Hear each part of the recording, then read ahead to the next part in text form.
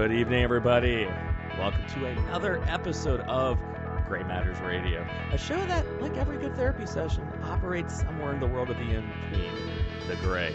I am your host, Michael Devine, America's counselor. Why a counselor? Did you get roped into a therapy session? No, just country's kind of messed up right now. Everyone's kind of fighting a lot of division, and who better but America's counselor, Michael Devine, to be the person that brings everyone together. Solve the world of all their problems. It's a big task, I know, but someone had to do it, and why not be me? Now, of course, this is way too difficult of a job. There's no way I could do this all on my own. I need some help. So I brought my best friend, Bill Reed, the armchair quarterback, the armchair therapist. Hello, everybody. Welcome once again back to Gray Matters. Great to be here, Mike. Great to meet you. How was your trip? It was good, man. Texas, Yeah. it was weird because the weather was actually good, but it was kind of like a tease because I knew what was right behind it was going to be like 100-degree weather, so I couldn't let it fool me. Well, how long were you down there for? 12 years? 14? I mean, you were down in Texas for a while. Yeah, it was 03 to 2017. Yeah, so you were down there for a minute. You know what it's like. Yeah, I didn't. I'm not gonna lie, I didn't miss it at all. No, I've been lucky enough. I've been down to Dallas 2 different times, and neither time that the weather was too bad. So yeah, it was. I mean, the thing is, when we were in Austin for the race and visit some family, and then do the Voice of the Radical Center show, we apparently were.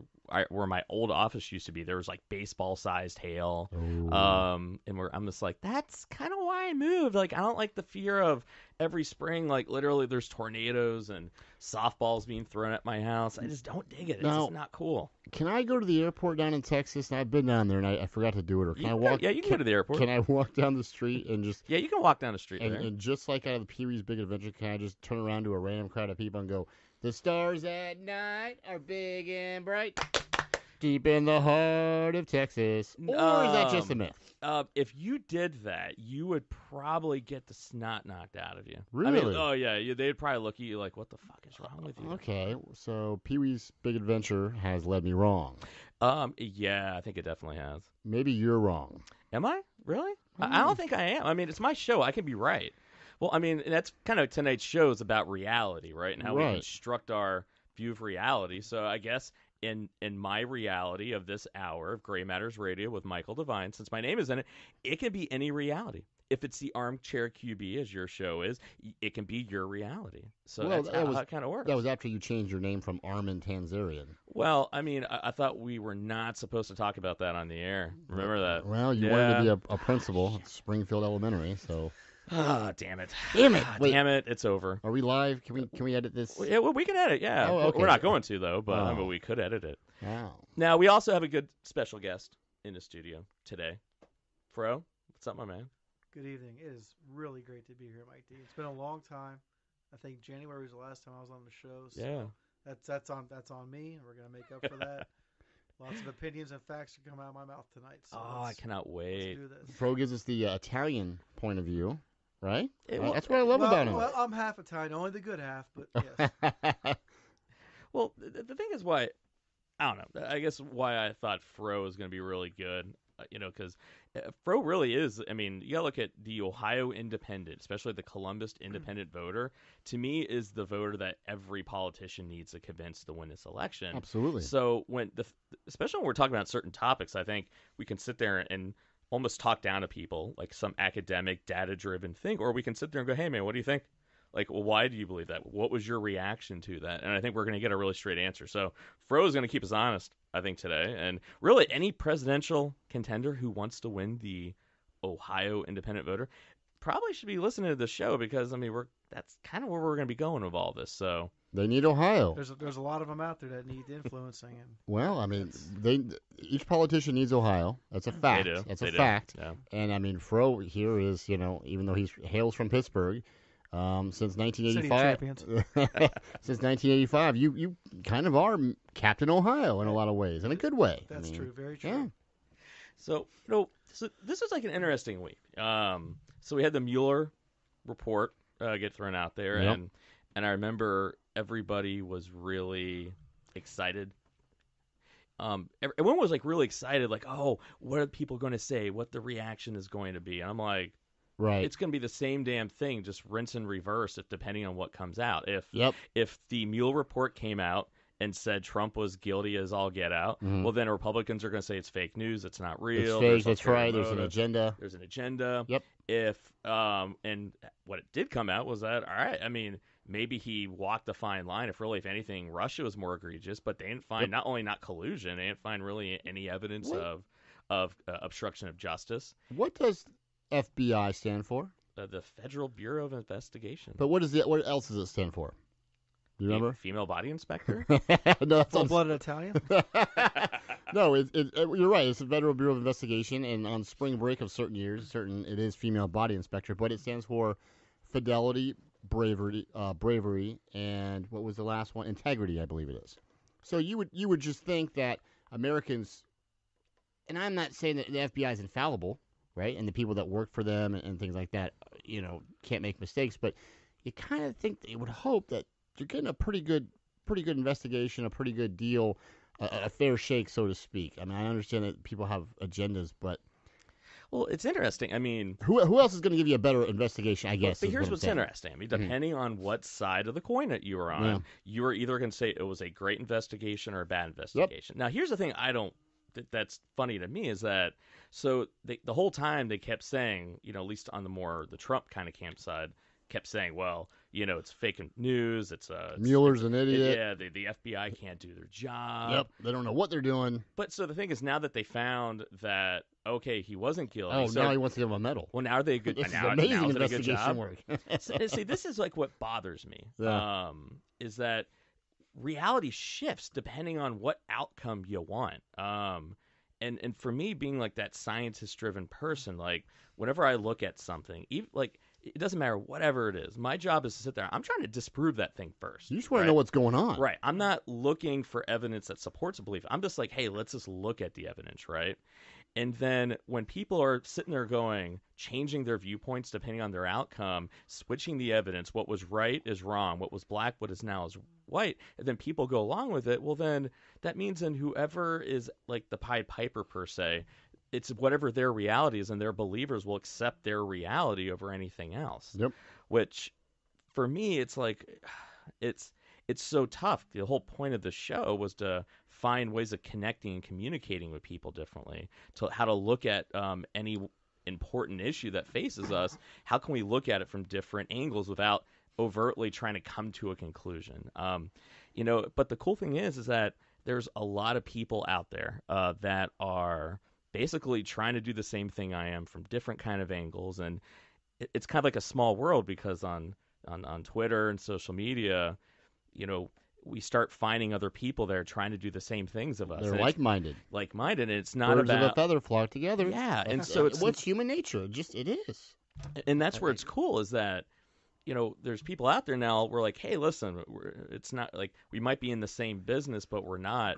But we are. We're all trying to have the same thing. It's not some competition. It's like, hey, listen, we need all hands on deck to try to talk with people differently. And obviously, I feel like we haven't done our job as would be scientists, clinicians, researchers, professionals. I don't think we have. So thank God there's a lot of other people out there. So with that being said, we have an awesome guest for tonight. We have Dan Evans. Dan, you there? Yes, I am. All right. So Dan, he is the chairman of the nonprofit People of Reason and Progress. And People of Reason. There you go. People of Reason. I know. It's shocking, right? Radical idea there. And long and short, they're a nonprofit organization committed to supplanting unreasonable political action with ethical, evidence-based discourse that benefits the public interest. We fight for science, data, and facts through education, collaboration, and coordination, which interesting to me because it seems like we live in a world now it's about post-facts. And here we are as professionals, whether it be varying levels of professionals, varying levels of life experience.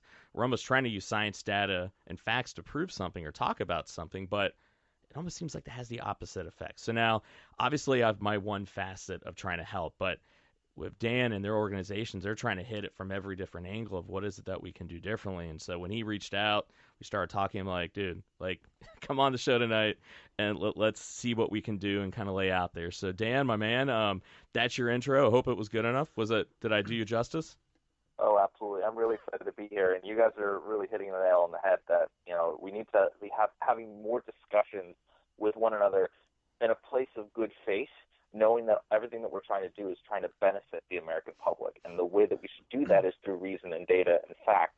But we're not going to get there unless we have this mutual understanding. So I'm really glad to be with you guys.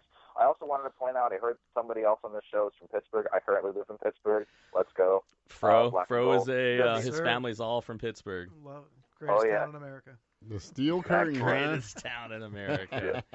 I just had to throw that out there before we kept going. Well, I'm going to be nice since we got, one of our, we have a, guest in the Pittsburgh area. We have a good friend of the show that, that visits and kind of helps host out every once in a while. So you're a guest in my house. So I'm going to show you, some cordial behavior. But never mind, underneath all that niceness, I'm Here sitting it there comes. just going, go Eagles. The who? Go Eagles. Oh, the Eagles. We all knew that was coming. Any given moment in Philadelphia, 3 cars are stolen. Is this Well, at least they have cars. They don't have them in Pittsburgh.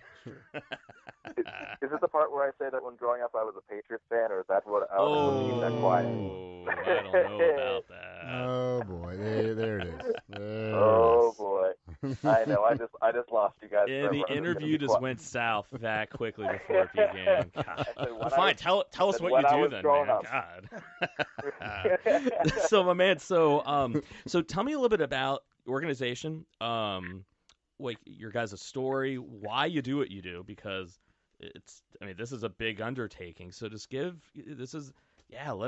it out for us, man. Yeah, so we had a precursor organization that was a political action committee that was focused on science-based, evidence-based policymaking. And that was founded after the 2016 election because rhetoric on both sides of the major, like the presidential election, was all a lot of mudslinging and a lot of, trying to take down people's character.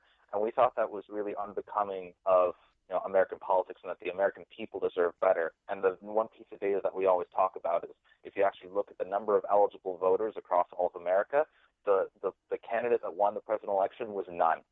Right? There were enough, there were tens of millions of American voters who were dissatisfied with how the process was going, who were either disenfranchised or disillusioned, did not want to participate, or physically could not participate. And we wanted to present opportunities for those people to feel that they could be more engaged in American politics by making American politics more reasonable. And so not having, mudslinging in 280 or 140 characters on social media, but rather trying to come together around these common values. And that has evolved, and we've brought in people from different backgrounds. We have some scientists and some engineers and some graduate medical students. But you also have people who don't have a science background at all, who don't have, they're in business or in their graphic design or other things. And what we found is that there are people across the country who are not just, in, the general field of science, who feel very strongly about wanting to have, as we say, reason and progress back in our government. And that comes from respecting using data in a way that is meant to produce or improve the well-being of the American public. And so we've done podcasts just to get people out there. We have a substantial social media presence. We've been interviewed by a couple of news organizations. We've gotten some interesting things getting going in various conversations about controversial topics.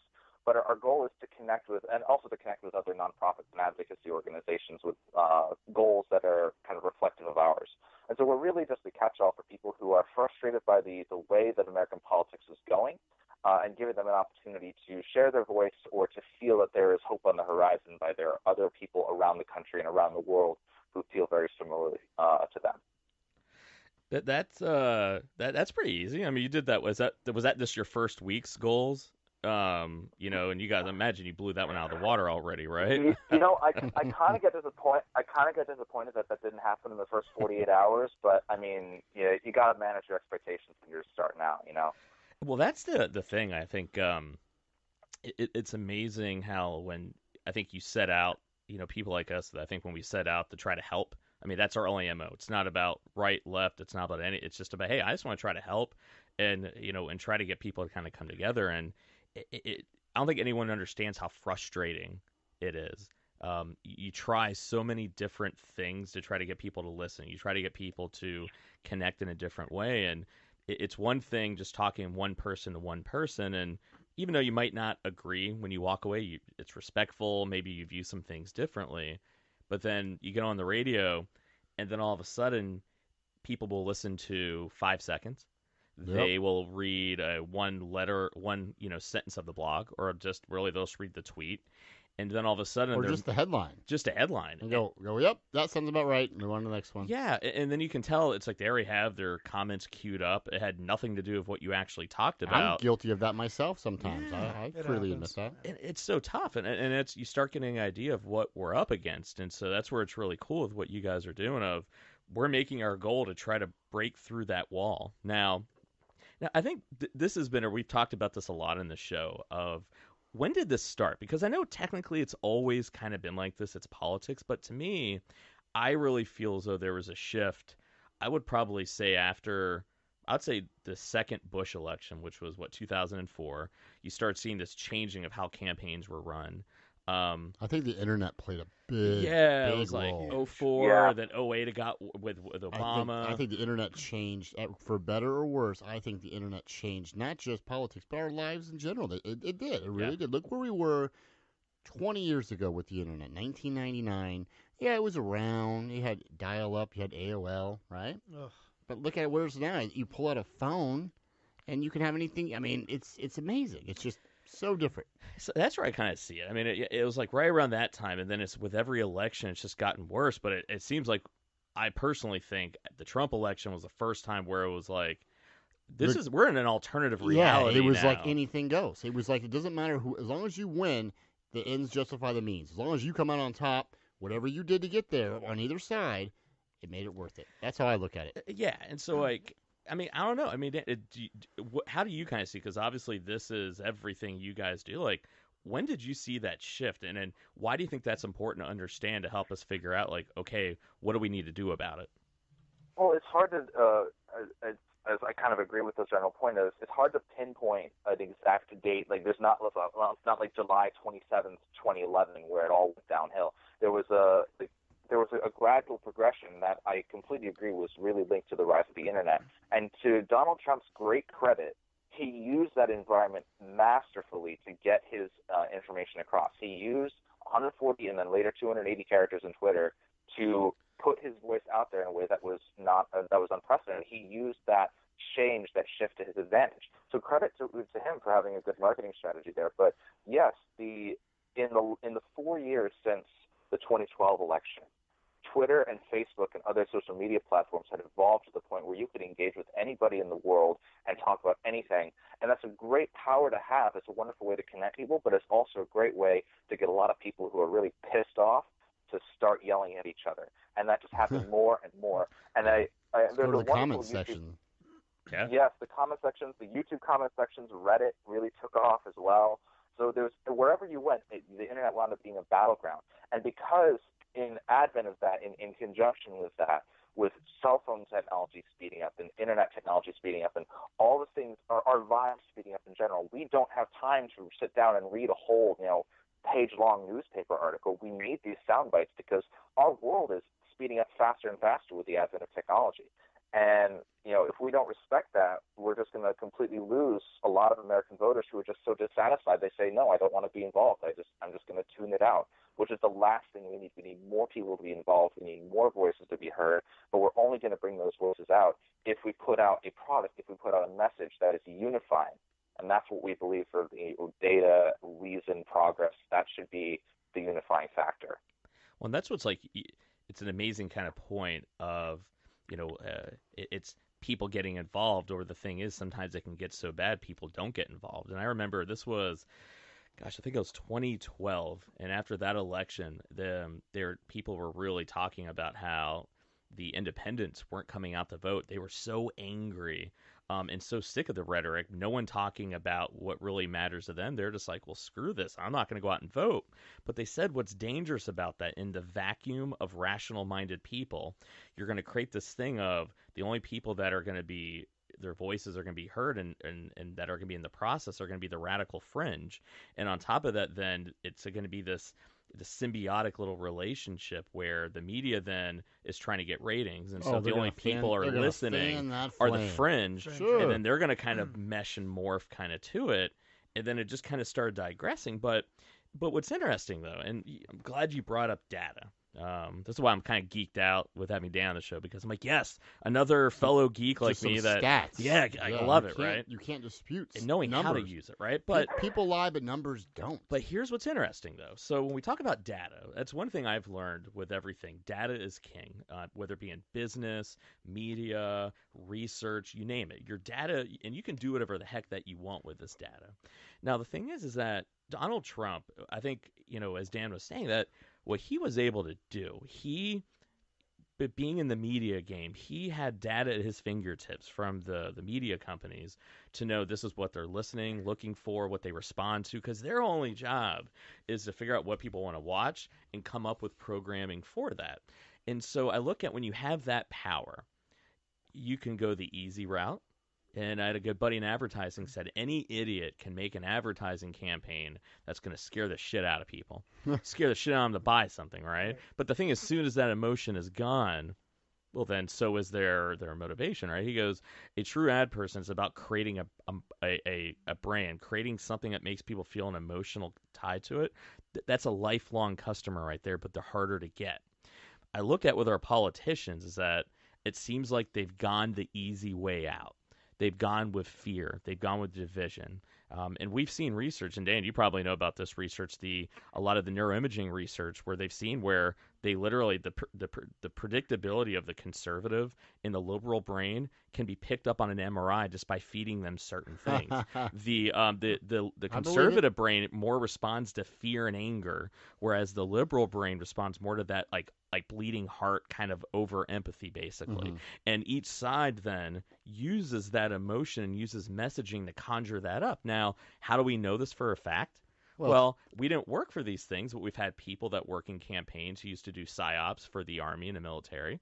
But Cambridge Analytica, to me, was the biggest thing that came out was, oh, yeah, no, we're using all your algorithms and all your data to basically mark people that their emotion and what they're going to respond to, people that are on the fence, and ergo what emotions and what things, literally using psychology about human beings and emotion to change your view of reality, not changing your opinion, not changing your emotion per se. It's all the above. I can change your perception and construction of reality to get the vote that I want, to where, oh, wow, the only logical choice is this person. Well, now, to play devil's advocate, though, do you really think, just in general, that someone can be so manipulative or so good, I wouldn't say that's a bad way to say it, but someone can be so good at their job at doing this, they can actually convince somebody who was going to say vote for a Donald Trump to then vote for a Hillary Clinton, or subsequently, someone who's going to vote for Hillary, then vote for the Donald. I mean, do you really think that there's enough that one day you're on the fence going, I don't know, and then there's some of those out there, but I kind of feel like it's so divided that people are just, there's no way, people would cut off their own arm, right? Some people would before they would vote for Hillary, and same thing with Donald Trump. It's not going to happen. I don't know, Dan. What have you kind of seen with the data? Can it be taken that far? Is that the area that we're getting into, or are we just being overly alarmist here? Well, qualifying is that I do not have personal experience in marketing or internet big data analytics. From what I have been exposed to and what I understand is that you think about how much data that we use on the internet all day, every day, every Google search, every Facebook status, every Facebook friend we have, all this stuff. You can go into your Facebook settings and you can see which different subdivisions that Facebook kind of targets you for. Like, oh, this guy likes football. He likes the New York Knicks. I don't know why. He likes this particular. He likes this particular politician. So and so, and they'll go to their Facebook. You can actually look it up. I can maybe send you the keystrokes to figure it out. But there's just so much data that we produce in this age of instant information that can be used by marketing firms and can be used by political analysts.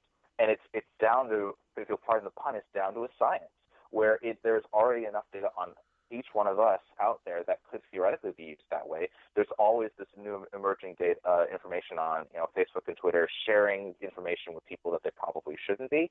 So I think it's entirely reasonable for one to believe that it's possible, I should say, that there's enough data out there on each one of us or on enough people where these kind of marketing strategies can emerge in the same way that you can get a used car salesman to, butter you up in the right way to buy a really crappy car. Good old You Gil. can definitely do the same way, only with infinitely more information. And in the age of today's modern computing, we can process this information and come up with good models much more quickly. So I don't see it as out of the picture at all. I don't have conclusive proof that it is always happening, but I am aware that a lot of modern marketing is based on that, and a lot of modern analytics that go into campaigns work on a similar principle of finding what makes people tick and really exploiting that. So what politicians have been doing for centuries, and now they have the perfect tool to do that in the internet. So I just love what Dan did. I don't know if you guys picked up, but this is why I was like, oh, I can't wait to have him on the air. So I asked him kind of a straight up question. So not only is he willing to go, well, it's not my area of expertise, but then you see how he pulls data. Like, well, I mean, there's data for this. Data kind of points to this. So there's kind of a likelihood. Yeah. That's the scientific brain. I don't know one way or the other. I'm like, what is the data telling me, right? And based on what the data tells me, and if I'm looking at the right data, well, this is a conclusion I can draw, but my conclusion can go in a different direction if presented with different evidence, right? So, I mean, and that's just kind of like, and I love pointing that out to the listeners because I know for, when we get like PhDs and masters, I mean, it's beaten into our head, like research design. I mean, I'd get papers back like with like bleeding with red ink, like that methodology is wrong. This is a confound. You're assuming too much. Like, so we train to kind of do that, right? And so I think it's important to understand, like, when we're trying to approach with a radio show, a nonprofit, material information, it's simply about how can we then get other people to think and do much of the same thing. But I think what makes it tough, though, and I'm curious to kind of, get some of your experiences, Dan, is that if it was maybe, I don't know, let's say it was, 10 years ago, I think our jobs may have been a little bit easier. But it seems like there's been a shift now to where, like, that trifecta of people using that emotion, people using how we construct our view of reality with social media and those echo chambers to change literally what is up and what's down, what's gray is white. And why is it so tough now? And what type of experiences have you guys had trying to engage people, of trying to get them to look at things much of the same way? Well, this is a recurring problem, not just for people in politics, but also in the wide-ranging field of what's called science policy. So this encompasses people who are, say, trying to help the EPA construct good clean air policies, or trying to help with renewable energy, or trying to make sure that there's enough funding for cancer research. What people have understood in this field and have been relayed to me is that there's a general kind of theory that has been debunked in recent years by scientists who were so entrenched in the data analytics kind of space, they didn't realize that is not something that the whole world is directly attuned to.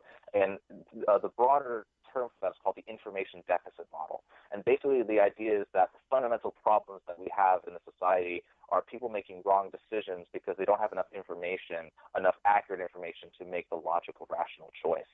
And so under the information deficit model, what you would do is say, oh, you don't know this particular thing. I'm going to tell you this particular thing, and instantaneously you're going to be rational and you're going to believe me because I presented data in a good way. That's how, hopefully, some science works. That's how good science should work. But it's not how the whole population has been trained to think. And that's not a detriment to them. I'm not insulting anybody by saying this. It's just it's not well taught. And so when you try and take a mentality that doesn't work for someone and try and force it on them, they're going to reject it. And so what scientists and people in science policy and people in research have started to understand is that you need to start connecting with people's values. And that's why social media has been so effective, because these, I keep going to Twitter, these 280-character sound bites that really strike a chord with somebody because, I just own that liberal because I said something kind of net and kind of, fun to them. Or if you kind of get at these heartstrings that people have these quick emotional reactions to, you appeal to their values, and that's what gets them engaged. Whereas if you try and throw a whole meta-analysis of 16,000 patients across but no one's going to sit and read that. It kind of comes back to, it's partly technology, but it's also partly an incorrect approach, where if you try and say, here's the data, you're going to be logical now, that's not the right approach. People need to acknowledge that people don't have the time, and people don't have the breadth and the flexibility in their psychology to be able to just internalize rational information immediately and change who they are. So it's a failure on both ends in that regard. Well, it even it plays into the whole Dunning-Kruger effect, where basically, I don't know if you guys are familiar with that. Dunning-Kruger effect basically is that people who have a very low amount of information about something have this false sense and false belief that their beliefs are actually superior, basically, than to other people. Basically, they think they know more than they actually do, and they have flat Earth people. Yeah, and they have the most amount of confidence that they've ever had. No offense, flat Earth people. Yeah, I mean, and the thing is, so and so and that's kind of like what we're up against, and then it now almost seems like, and to me, it almost started with when Bush was running for president, when, I say I'm guilty of this. I was in grad school at the time, and I remember just looking at George W. like he was like mentally retarded. Yeah, like I literally, and people were treating him like that. And then the thing is, there's this automatic kickback. What I noticed, almost like anti-intellectualism, where it's almost like scientists, academians. Wasn't that what they're saying wasn't true? We don't need them there teaching books. We know what's going on. It kind of like it. That little West Texas twang. Well, it seems like I mean, I want that phrase. I want that phrase on a t-shirt. Can I get that on a t-shirt? We don't need those teaching books. But tell me, to me, that's where it kind of started. And that wasn't, once again, it wasn't that we weren't right. It was just, you guys are assholes because you're right, and you're not better than me, right? But then all of a sudden, it started getting to you guys are wrong, and it started. I don't know. It just seems like we've had all these crazy conspiracies. To me, at first, it started the first big one where I started going what the fuck is going on, right? So it was after 9/11 when all the evidence started coming out about what actually happened, and then it was almost somewhere. What do you think actually happened? Just for the record, I mean, dude, a fucking bunch of terrorists flew fucking airplanes into it. That's what I think. Page. I mean, is anyone here? Think anything differently? I don't. I think it was, as the rational person in the room, I think it was aliens. Yeah, well, obviously. Oh, well, that'll be a different show to find. Bill and I are OG alien, conspiracy theorists. Oh, yeah. But that we can't even put that on. They took me to their moon base last weekend, low key, but But so all right, so it kind of started with that, right? And then so what it started seeming like was people started falling for what we call the confirmation bias, where the confirmation bias basically is that so in research, the first thing we try to do is disprove it. And if we can't disprove it, then we start analyzing the evidence to look at, hey, does it support my hypothesis, and maybe how much, right? Confirmation bias is the opposite. I'm actually seeking out evidence to prove my belief, which is dangerous because you look at only the evidence that supports your belief, and then you either A, just kind of not pay attention or internalize the evidence that contradicts it, or you sit there and kind of put it at an angle of, well, that was made by the Japanese, that laser spectrometer, and they're known to be wrong 1/5 trillionth of a time. I'm telling you, I see that all the time. I mean, we all do. We see it all the time with these news stories, and they are true news stories, but like you said, they take that narrative, they take that one example, and depending on their political leaning, they say, see, told you. If there's a shooter and the person ends up being a Trump supporter or a right-wing person, see, I told you, they're crazy. They what guns do. Subsequently, if it's an illegal alien, God forbid, they commit a murder, which, see, told you. They're coming here in gangs. It's just well, people have that preset narrative, right? And then it's just kind of gone forward. We've seen it with Obama and him being an American citizen. They showed the birth certificate. It's not real. I looked at an artifact on it there. We have the anti-vaxxers. We have Trump. God. Don't get me started on anti-vaxxers. Yeah, well, we'll see how much time we have. I'm going to do a little exercise kind of plan. Bro, you're a 2-time measles survivor. How'd that go for you? Smallpox, measles, all in the same boot. Wow, that was amazing. I forgot that they have my stepson, because we were talking about when I was his age, and I had chickenpox when I was 10, and Mark reminded me that they had the chickenpox vaccine since the early 90s. Yeah, kids don't get that. How do we miss out on that? I don't know. Our parents invited all of us over to all get it at the same time. That put me down for 5 days. I remember, this is a true story. So I remember we were at Bill's dad's softball game, right? And so Bill had it, Jared had it, her friend. I was the only one who didn't have it, right? I don't remember that. So Bill literally was rubbing his shoulders, his freaking chicken pox fucking shoulders walking up to me, hey Mike, and rubbing my Oh, neck. I'm come like, on. dick. Did And that I'm like, I was a actually little bit of a happen? germaphobe back then, so straight up, yeah. Were you So just making that up, or did that no, actually? It I happened? remember Okay. vividly. All right. And mysteriously, I woke up with it next morning, Well, first day of summer. But I got you Thanks. through it, right? Well, no, I don't think I was allowed to hang out with you guys You for a want it couple younger. days. You don't want it in adulthood. Oh hell no, I heard it's bad. Oh.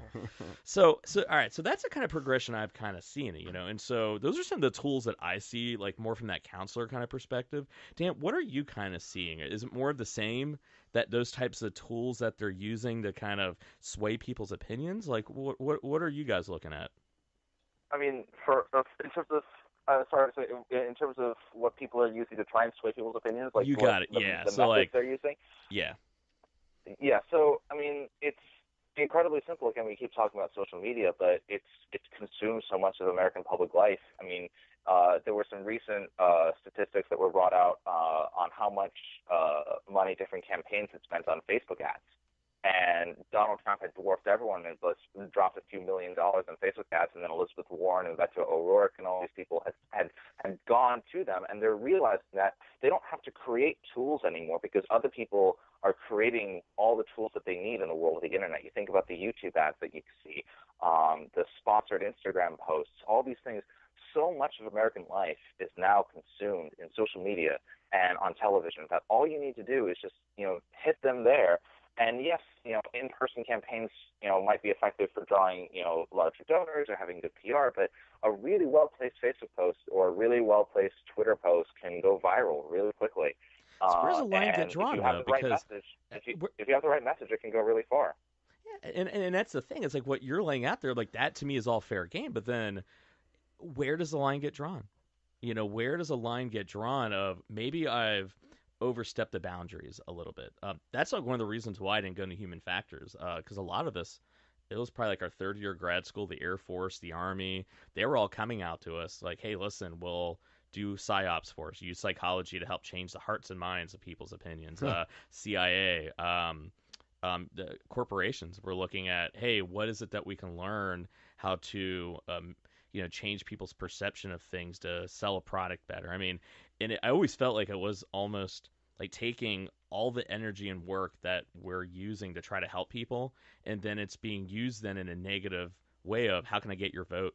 How can I, get you to buy this? And to me, that's where a line starts getting drawn, but it's also naive. So, I mean, Dan, like, where do you think the line is drawn of what's too far with using the tools of changing human perception and emotions to change the outcome of who you're going to vote for?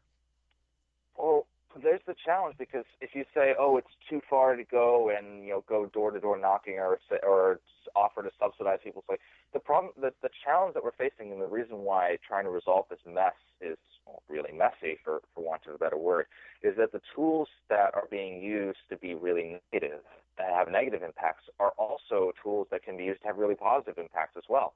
And the example that I like to talk about is, do you guys know what the group 314 Action is? No, what's you that? Ever heard of them? No. Yeah, so they're an advocacy organization, and they have also a political action wing, and their focus is on getting scientists into Congress. And so they run nonprofit events where if you are in a science background and you want to learn how to run an office, they'll give you like a nonpartisan coaching. Here's the 101 class for the weekend that you need to know. And they also wound up they got lots of support from some large donors, and they started pouring millions of dollars into congressional elections across the country. And at the end of the day, there were some 6 candidates that they flipped districts and for scientists in 6 districts across the country. And so what they're trying to do is use the tools we talk about, like fake money in politics, and doing the nefarious campaign stuff that you're kind of touching on. And they're trying to twist it and say, well, okay, this is the rule book that is there.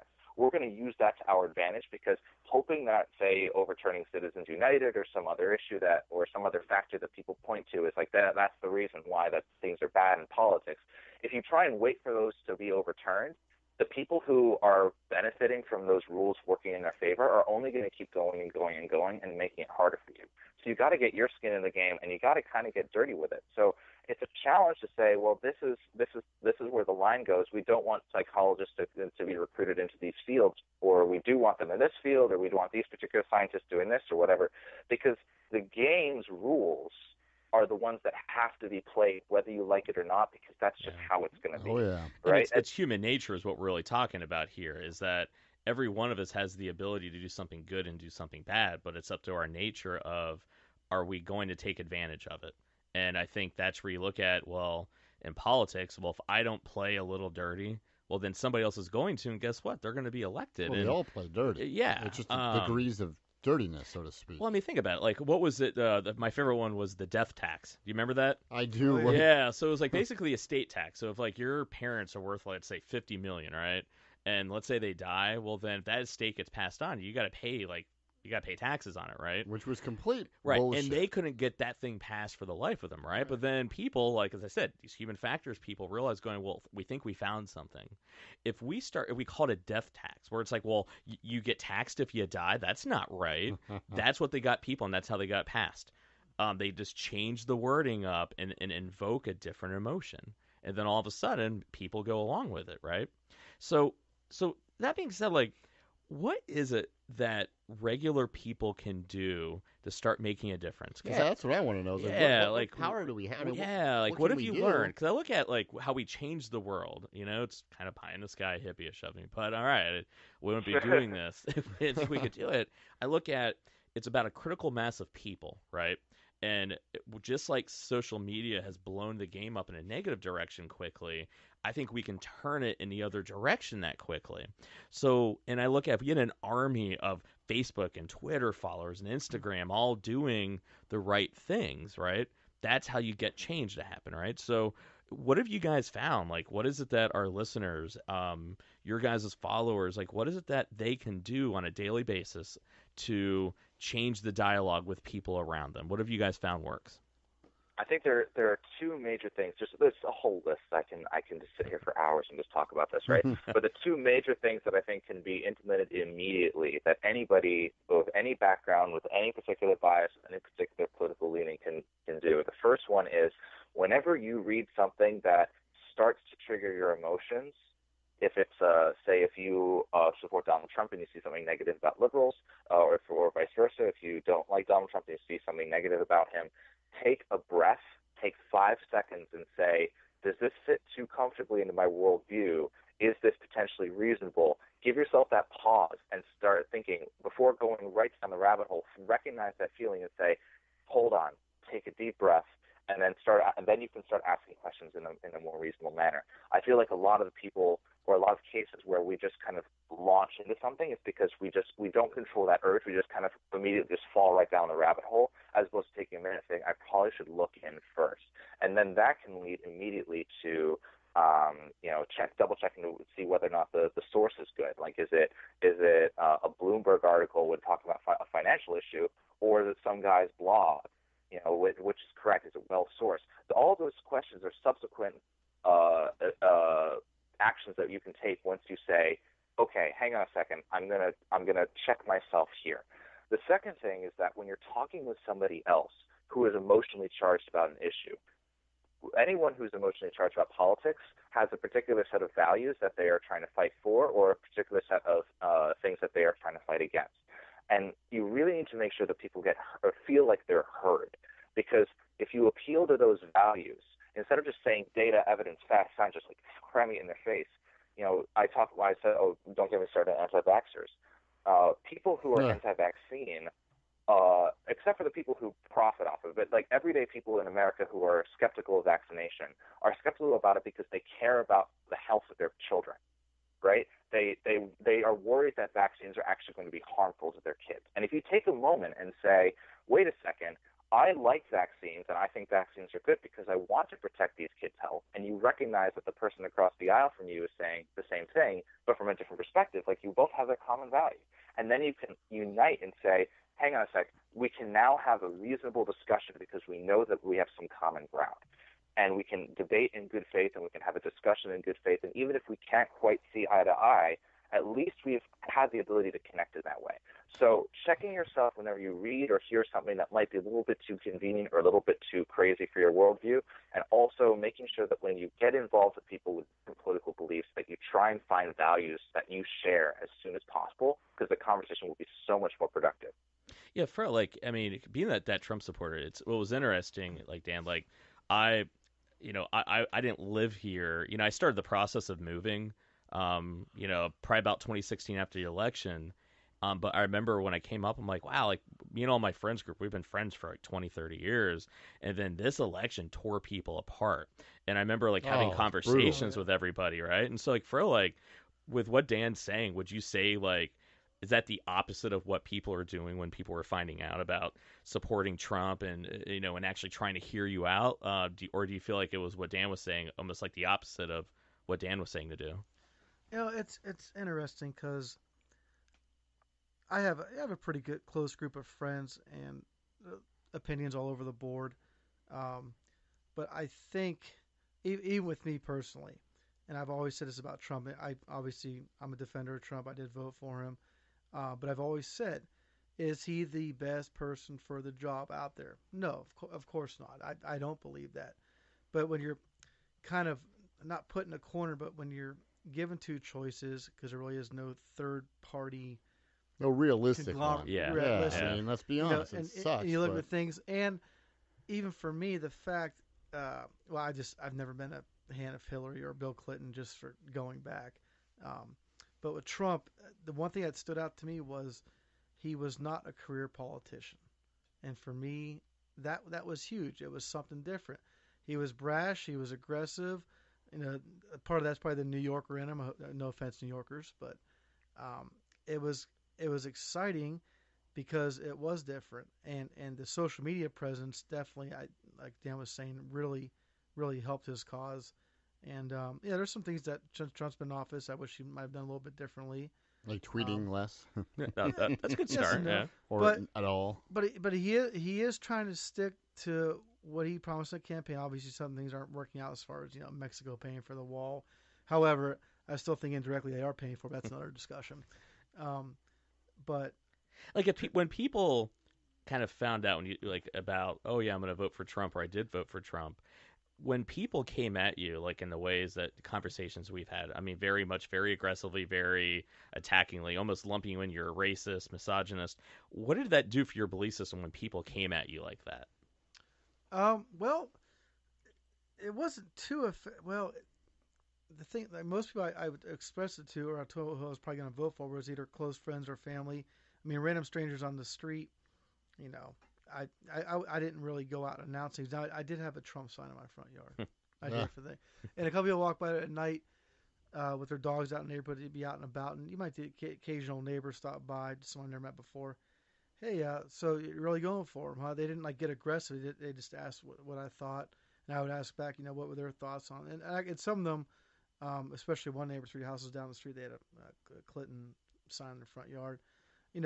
They were they would ask questions, they would want to have a conversation, but as far as attacking aggressively, I didn't see that. But I lived in a small little corner of the world. You know what I mean? I'm sure in different parts of Columbus, Central Ohio, be a whole different story. But Bill, what about you, man? Like, what was it like for you? Well, kind of like what Fro was saying on there, one of the reasons I supported him, I liked, was he was not a career politician right off the bat. He was a straight shoot from the hip kind of guy. And the first speech he gave, he was talking about how Bush would, take these money from these special interest groups and blah, blah, blah, blah, blah. And we're talking about Jeb. And it was like his first speech he ever gave. And I was like, wow, nobody ever really talks about that. So forget the fact that he was running on a Republican ticket, or he could have been running on the Democratic ticket. I mean, the fact that he was saying that, even though we all know this, it was kind of like he pulling back the curtain a little bit. And I was like, I already know that. We all know that. We were not supposed to talk about it. But yet here he is telling, well, this guy's owned by special interest groups. Here's why. And I was like, he went from being a joke to being, I want to hear more. Now, I didn't know I wanted to vote for him at that time, but as he went on, said more and more. I think, like you said, it was like shock TV. Well, that worked. Let's try this. That worked. Wow, this. He's got all those people looking at the ratings and knowing. So, but in general, like when I would talk to people, I would almost have to like apologize before. Well, please don't get mad. Please don't punch me. Please don't think I'm a racist. Please don't think I'm, this, that, or the other, because I'm really not. It's like you're almost primed for it. Like well, that, it's just, and again, I don't agree with everything. I'm not lock arm step for step with him, like some people are, and there are certain things I like, certain things I could do without. But in general, I felt like, who's going to screw this up the least? Sucks that we get there, but that's kind of me. And I'm like, you know what? I kind of like Trump on certain issues, and when I would talk to people, that some people get really agitated. So I almost just kind of stopped talking to people about it. Like, especially if I knew they were anti-Trump, I would just let them go. I'm like, hey man, it takes so much more energy for you to be angry about it than it does. And I'm like, I just don't, and I don't want to not be friends with somebody because it's not worth it. Because I'm not that married to the idea. Like, I voted for Obama, right, in the last election. I voted for and supported Trump this time. I don't know who I'm going to vote or support in 2020. As of right now, I think it's going to be Trump, but never say never, just based on the field of Democrats. None of them really energize me or their ideas, but I'm not, set in stone either way, so I try not to get too married to an idea. As of right now, I like some of the things Trump does, but with his Mueller report, I was like, hey man, bring it. If he's doing some illegal shit, bring it forward. Let's see it. Let it have its light of day, and then we'll go from there, and then we'll see. Not a big fan of Pence. I think he's too kind of, he's very almost Romney to me. Just very, I don't know. And this is the thing I think Pence is like a maitre d'.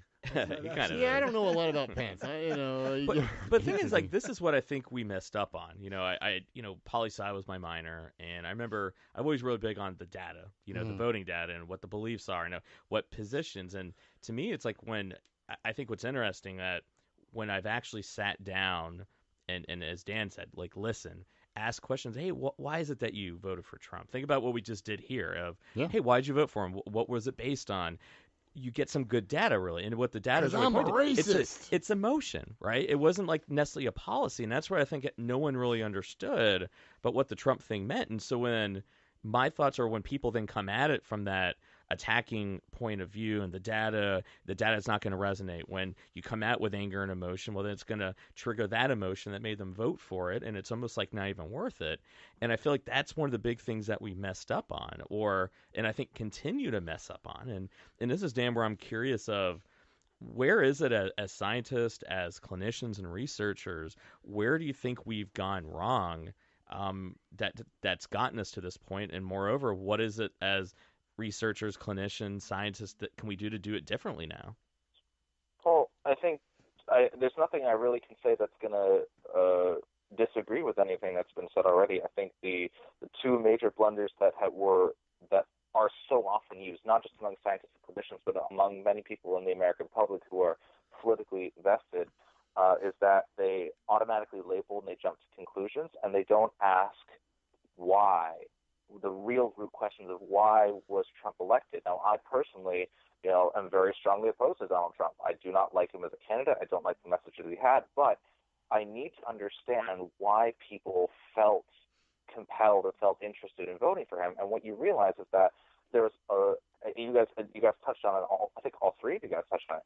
Like, there's a level of frustration within this country that is based in what data shows and what my opinion is, socioeconomic inequality, a lot of Americans not getting the paychecks they deserve, not getting the health care they deserve.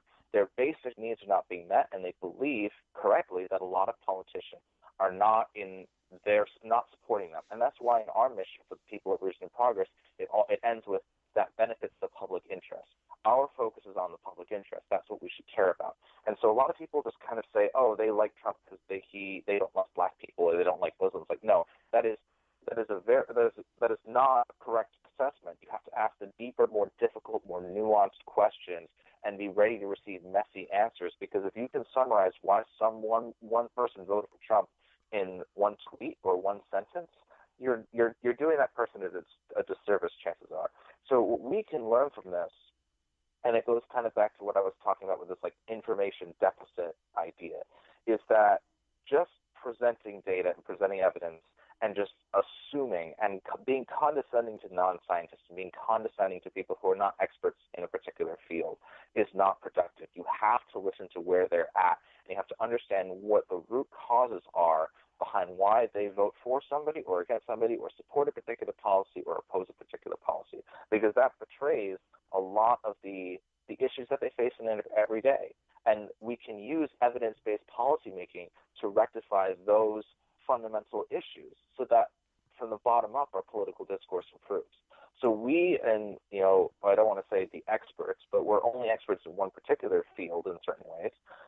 We can learn from listening more to the American public. We can learn more and grow more by checking ourselves and not thinking that just because we're in a particular field we know everything about everything. I don't know how to. I'm not a plumber. I'm not going to try and do my own sink. Why should I do You're that? not? Right? A plumber. Damn it. A plumber is an expert. A construction worker is an expert in their field. Respect that other people have their own perspectives on certain things and appreciate that, because that is our strength as a country. But our strength as a country is only going to build if we respect one another's values, understand what our core common problems are, and work together and work for and vote for candidates who really want to build that up. But if we just keep going on this, like, oh, you dumb Trump supporter, oh, you dumb Hillary supporting libtard, like, that's not going to work. You have to understand that Americans are people, and people have concerns and fears and values. And if you get them on your side, you find common ground, then you overlay evidence. Then you come and talk about data, because then people are willing to have more nuanced discussions when they believe that you are on their side. Amen, brother. Why can we get him to run for Congress? Here I thought the whole time I was going to be a good candidate. Yeah, I'll vote for Dan. I'll tell you what. Why vote for Dan? Dan, he would vote for you. That's why. Well, you got to move back to Pittsburgh, and you got to wait a few years. There it is. I'm probably not quite old enough for that. This is the beginning of the resistance. So the way I look at it, we're going to be like gremlins. We're going to multiply, and there'll be enough of us eventually, But I'm going to end on this because we're already almost at the hour, and we got to get Dan back. Honestly, Mike, how much do you charge for the hour? I charge. I mean, for us, it's free. For you guys, it's free. My right. therapy, I charge $1.50 an hour. Hey, okay. whoa, you didn't tell me this was free. I'm kidding. I'm not here for free. You guys totally messed this up for me. Damn it. Sorry. But we got to get Dan back on it, because I almost feel as though we need to do almost like a joint, people of reason and progress, joint thing of almost have a round table discussion. Yeah. We need to do anti-vaxxers, flat earthers, Mueller, Russia collusion, I'm obsessed climate with flat change. earthers. I almost feel as though we folks. need to have some round table of people that are believers, not believers, have some experts, and I think we should moderate it. I have so many questions for flat know. earthers. I don't believe it in myself, but I just have so many questions for him. There's just so many good questions out there, But I do want to end. Let me pull some strings. Let me pull some strings. We've had this idea on our end. We've been trying to reach out to people, and people say, "Yeah, we want to do it," but not many people have the medium to do it. I think this podcast would be great. So if I can plug myself for future episodes, oh man, I'd love. We got to come up with something. This is, to me, I think if we can model going over these very divisive topics and find some way of modeling the right, I think it'd be golden, But I'm gonna leave you on one question. We're gonna have to have you back on because this is way too quick a time. But one of the things I struggle with, I'm curious to get your thoughts on this one, is that everything that we're all talking about here and everything that you're laid out, it makes all the sense in the world. When we talk about how we're politicians, the media, and how we shall talk with each other. But the thing that worries me is our politicians have to know what they're doing. It's not effective. They know it's only going to make someone. It's like remember when during the budget shutdown and Pelosi walked out of the meeting and went, I'll give him money for his border wall, $1. Yeah. And it's kind of like, what do you think that is going to do, right? And so I sit there and go, are they just too dug in and entrenched and emotional to give in, which to me is the best case scenario, because then at least we can fix that? Or are they almost doing this on purpose to divide? And I mean, I don't think I think they do. Honestly, I think they do, because they say, okay, if we divide the people, then there's basically only two candidates, because either you're with us or you're against Yeah. us. And if there's any more moderation, then they could have 5 candidates or 8 candidates. Well, guess what that does? That reduces their odds of being one of the 2 candidates that you choose and that I choose and that we all choose. That's my opinion. I think that's part of it. Hey, you're either with us or you're against us. There's no third choice, because if they had a third choice, it might not be either one of you. Fro, what do you think? I mean, the third party choice candidate, in theory, it's a fabulous idea. But I think I said in the last show, I mean, to run for president nowadays, no matter who does it, you got to raise $1 billion. That's the magic number. So there's and Trump. Let me tell you, if Trump didn't get the Republican nomination, they asked him bold plain, would you support or would you run independently? And he said, I'm not going to guarantee anything if I don't get the nomination. He kind of put the Republicans in the corner, because let's be honest, if Trump ran as independent, Hillary wins by 8 to 10%, hands down. That's what Probably more. So you think the purpose is just to get to where there's no independent party? Absolutely. Yeah. I wouldn't be surprised. I could totally see that. It's a good strategy. It's not very ethically. The best thing, but it's damn the sure ruthless good strategy. businessman in Trump, he put that. He probably back out knows too. that. He knows that. Gentlemen, it's what you believe, and because you believe it, hey, there you go. Right? That's Dan, right. what do you think, man? I mean, what do you think? Do you think they're doing it on purpose? I mean, I do believe there is intent, because you think about the amount of money that is involved, and you think about the people who are involved in both major parties, and I just remember, I don't want to say too much about my age, but I'll say it. The 2016 election was the first election when I was eligible to vote. And so this was my first rodeo, and just seeing on both sides, hearing all the nefarious things that people getting into, it really just turned me off. I'm like, oh my God, I got the rest of my life with these. You're like, is this what it's about? Yeah. And so what I think is a fundamental issue in terms of trying to resolve this is that people say, oh, get the third party, get somebody for president. That's why Howard Schultz is running. That's why you have other independents putting their hats in the ring. And even people like Andrew Yang, who's really not much of a Democrat. He's kind of doing his own weird thing, but he's running under the Democratic ticket. What people are trying to do is hope for a presidential candidate to appear and everything to come from the top down. That's not going to work. 90%, this is not an actual statistic, this is like a made-up statistic, but just not very characteristic. Disclaimer. Disclaimer. Most of our day-to-day lives are dictated by decisions in city council chambers, in our state legislatures, in our local communities. And so if you want to make a difference, start there. Get involved in your local, if you have a water problem in your area, I live in Pittsburgh, we have problems with, all the coal in the coke works and everything. We have a lot of fossil fuel pollution that's causing problems for us.